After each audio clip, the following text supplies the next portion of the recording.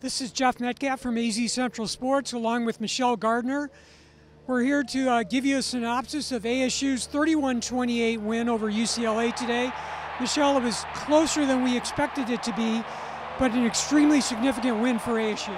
Definitely. They're bowl eligible, keeps them in control of their own destiny, as they say.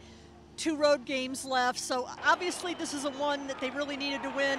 Coach Herm Edwards, one of the first things he said was, I knew it was going to be that way. We all wanted to think it was going to be a blowout. He said he didn't sleep all week. He said he knew, and he kept telling his players it was going to be this kind of game. So we might be surprised. He wasn't surprised. Well, you know, I talked to the coordinators after the game, and they were a little bit the same way, although certainly Danny Gonzalez is at a level now where he expects his team not to give up 400 yards total offense, which is what ASU did today. But they came up with key stops when they needed to, including on UCLA's last drive of the game when they were trying to go down for a potential game-tying field goal. They got a big sack in that situation. Also, the offense had an incredible drive to get up by 2 possessions late in the game. I don't know what's better than an 8-minute, 5-second drive. That's what you want, 8 minutes to go up. We didn't think they were going to give the ball back in 3 plays, 30 seconds. So I think that if you're ASU, you're really disappointed you gave them the ball back with that much time. But I don't know if it gets much better than getting an 8-minute drive to go up by 10 points. And obviously that was a pivotal point in the game. Yeah, Michelle actually said in the press box, do you think ASU has a 12-minute drive in them?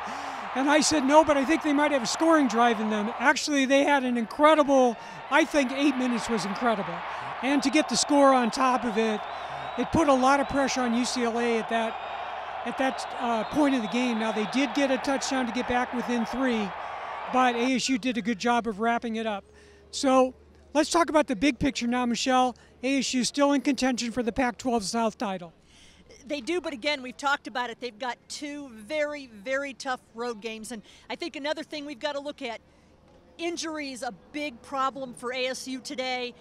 Merlin Robertson getting ejected for targeting. He's now going to be out the first half next week against Oregon. So you're looking at a very, very tough road game to begin with, and then we don't know the extent of the injuries today, but Jalen Harvey went out. He didn't come back. DeMonte King went out. He didn't come back. That's 2 safeties. And you've got a quarterback in Herbert that throws the ball pretty well. So I don't know if it gets much tougher than what they're going to face next week.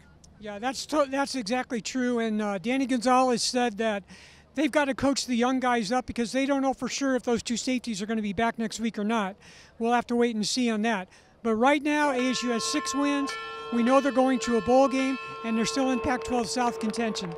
That's pretty good for a first year, Herm Edwards' first year, when we had no idea what the outcome was going to be.